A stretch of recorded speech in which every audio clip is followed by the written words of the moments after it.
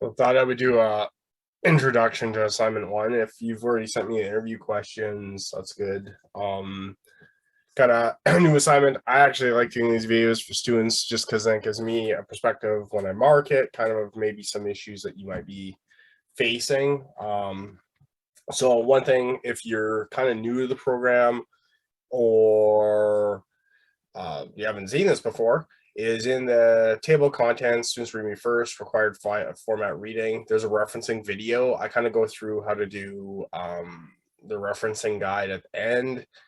But today I thought if somebody hasn't really been in the program, maybe I would just do a real quick thing. So save some time maybe for it's fine to try and copy it, but if you've been in a school a long time or something, maybe you're confused with the word. So I'm just gonna go through and show how to make this header page real quick, and then I'll maybe go through some of the paper and some ideas maybe about how to format that. If you're kind of, like I said, this isn't maybe geared for people that are like at the end of the program, but maybe at the start of the program.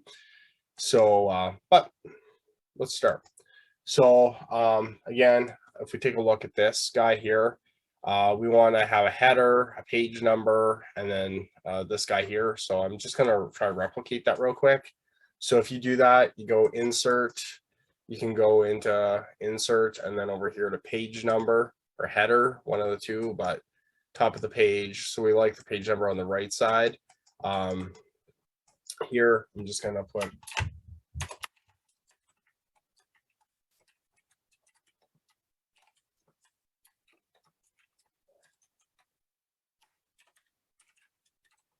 okay, so one thing you'll notice, this is faded. It actually doesn't look like that when you print it. So that's something I had to actually I forgot about with that. So was it won't look like that when you print it. So if again, so like that, there's that. That'll copy onto every other page. I'm just kind of going in the middle. I'm trying to keep this really simple. So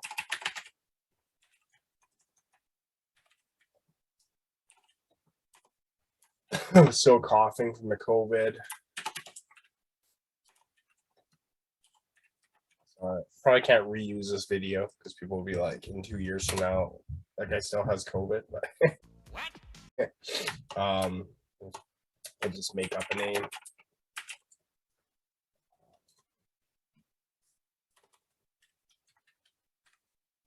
Okay, and then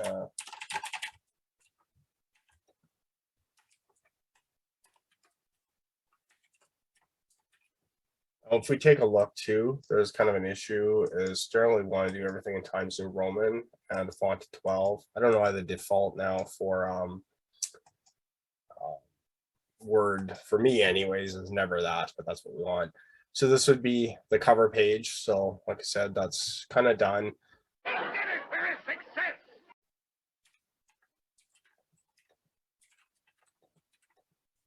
This is class number Health 106, right?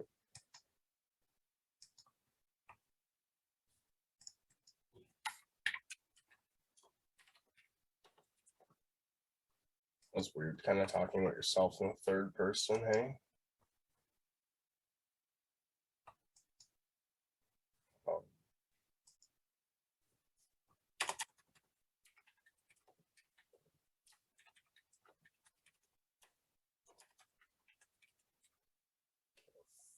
So this is centered. So again, use this button to center it. So I'm just gonna kind of jump ahead. So just for time's sake, so we did the cover page. This is round 2. So how I do it with the introduction is, I think in the guide it says like in this paper. I generally don't like saying in this paper, like a newspaper article or like generally scientific articles and stuff don't say in this article. They'll just start going. So how I like to write the paper is I'll just bang out even like fluff as the introduction, just very quickly say what I'm going to say in the document. And then at the end of the paper, I'll come back and redo the introduction, right? So because as I write the paper, probably some other ideas are going to come out, and then I can go back and redo the introduction. So it's kind of like the introduction and the conclusion are good to kind of like give you an outline of kind of ideas you want to do right at the start of it. But I'm not going to do it for you, but like we can go back and forth. So I just really went with a quick thing. Psychological health and safety is growing subject of interest to many organizations to prevent injury and improve employee morale. So sure, that is kind of fluff. Could even like reference that out of the guide. Often employees' mental health, so possessive. So if you don't know that, possessive, if it's plural with possessive at the end, you put the apostrophe after. Mental health is impacted by uncertainty in workflow and duties. The people interviewed,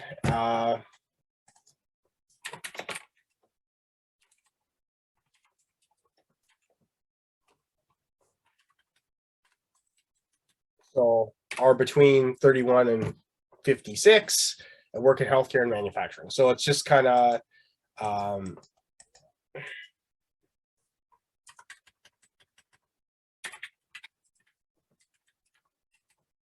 okay, so like not perfect, but if somebody 5 years down the road or read this, they would know what to do, right? So, and then there you go. So if there's a blue line under your thing in Word, it means there's a grammatical error. So next thing, organizational culture. Where did I get this from? I pulled this from, yes, my YouTube channel. Actually, just give me a second. I need to see all my emails. So you're going to CSA in your emails. Hopefully you've downloaded the standard. Go here. So these are the 13 questions. I think a lot of you kind of agreed with me that 13 questions probably would have been more logical because there's 13 sections. So anyway, going through the first section is organizational culture. You can merge these together. Obviously, you just put a like and symbol and you could merge more than one thing or not. I mean, often some of these sections are really big and a lot of your questions were very similar actually. But that's why I also wanted people in their questions to put like a bracket and say where they were getting the questions. So it's just really easy for me to reference. Like quite honestly, I have other stuff to do, including making movies for 4 other courses.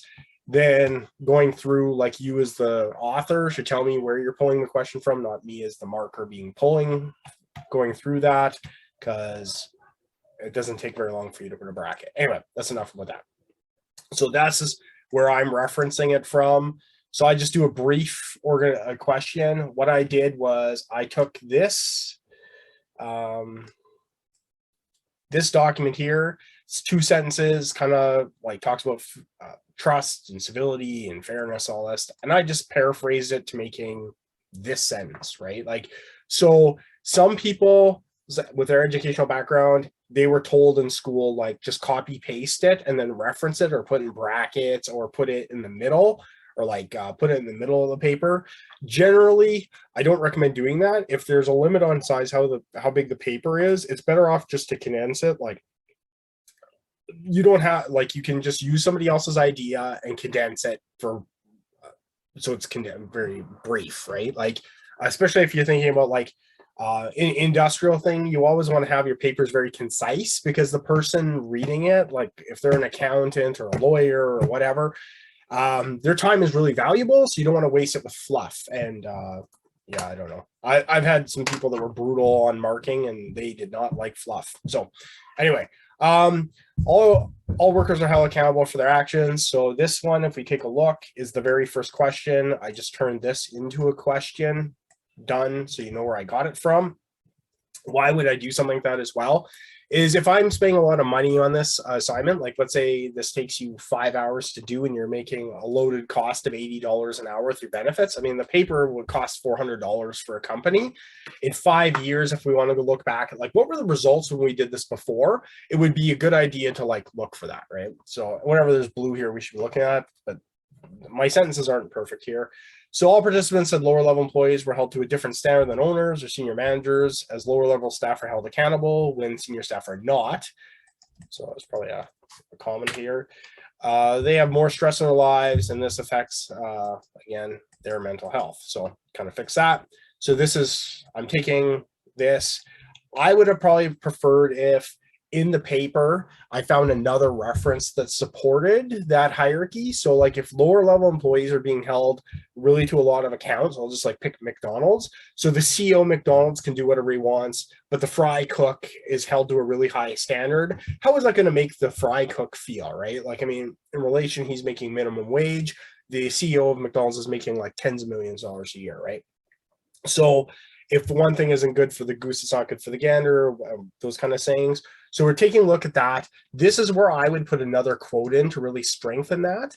So this is section 1. So then you could have up to 13 of those sections with each one question being under that. Again, if you have more than one question about organizational behavior or organizational culture, you can just put that in that section, right? And then so forth and so going down. What I would do then is after kind of came back around and had a different idea about this. So what I would do for findings would be I would talk about how they're either matching the CSA guide or not matching the CSA guide, like broad trends of like organizations do say they're going to do it, but they don't actually do it, or whatever you found would be your findings, would be kind of summarizing the questions into general themes. And then using those themes, I would do some recommendations. Like if you could, as an auditor, go to that organization and tell them what we would do, what short-term and long-term goals would you recommend in the next section? So short-term, tons of different ideas. That's your low-hanging fruit. And I often, when I like working in safety, these are the things where people really notice like things are getting done. So it's really important to have a short-term and a long-term goal. Like fine, your company has no safety program whatsoever, let's put in a safety program. That is like a 2-year goal, right? So like people need to, and it's a self-interest thing too, you want to keep getting paid, right? So like, oh, I'm not done. You want to have some things, give long-term and short-term goals always on the mix. So I would try and do like 2 or 3 of each of these, and then pretty much you have a really good explanation of what you're going to do as a result of this. And that's kind of how I would do the paper. Maybe you got different things from the rubric or you have some different ideas, but that's kind of, if you're waffling on kind of what to do, that's what I would do. And then we'll get to the next section. Is that you have findings, like the main things you found, are they following it, not following it? And then the recommendations, short-term and long-term.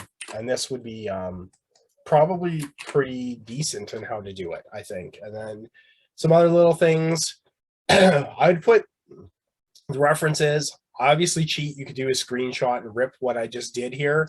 But really, it's the name of the organization, period, the year it was published, period, the name of the document, capitalized first, lowercase everything else.